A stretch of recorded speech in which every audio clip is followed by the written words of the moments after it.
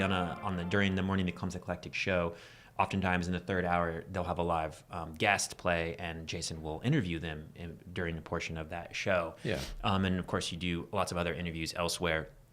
But you are a good interviewer, and I suspect that guests, musicians in particular, probably appreciate that, because it is my opinion, as much as I love music and have interviewed musicians can be very difficult to interview.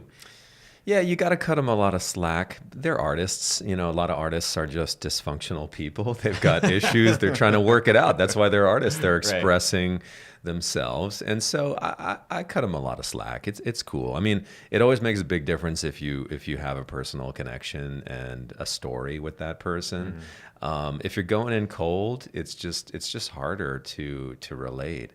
I'm not necessarily a people person, so it's a stretch for me too, but it's just become an important aspect of what I do, because as you mentioned, I have like at least three bands a week. Today was Ben Harper. Yesterday was Anderson .Paak, who's kind of an up-and-coming hip-hop guy. Two amazings right there. Mayor Hawthorne was the day before. Tomorrow is Rah Rah Riot. And so you're really jumping from one thing to the next. And I think my goal is to just have an authentic conversation.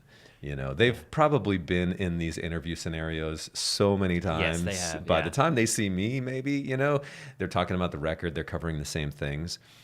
Some people you come across and they just don't want to meet you halfway. They just don't want to share. And I think the key is to kind of pick up on that early and find a different way to approach it, or just wind it up. Let's get back to the music. Yeah, that's actually something I wanted to talk to you about as an interviewer, because I'm always fascinated by other people's styles when they interview folks.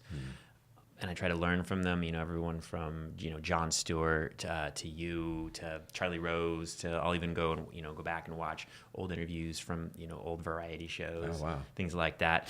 And, like I said, musicians can be really difficult, as you just alluded to and described. And I was curious to know, what do you have, you kind of talked about it, but do you have a technique when it comes to trying to disarm someone? If you're gracious and welcoming and considerate, then you're already winning in any given situation.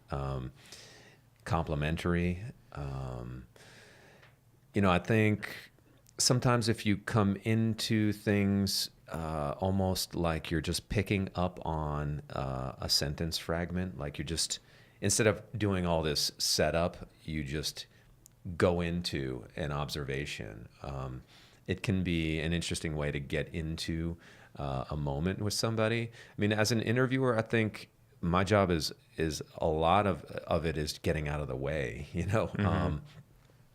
but also helping to guide and shape the conversation. I don't want the subject to be worried about, time or, are we talking too much, or are we staying on track? I don't want them to worry about that. That's my job, is to help kind of guide the process.